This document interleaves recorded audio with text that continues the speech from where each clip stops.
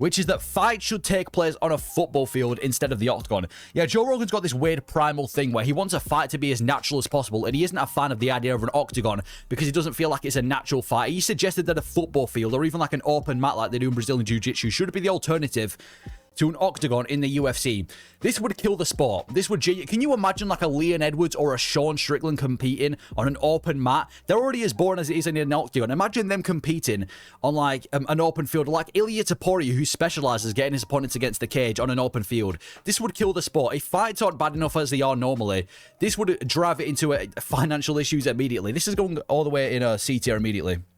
Yeah, it would kill the sport. A football field instead of an octagon. I don't see the issue with an octagon. I think it's a staple in MMA. When you think of MMA, you think of an octagon. I don't know what possible benefits a football field could bring.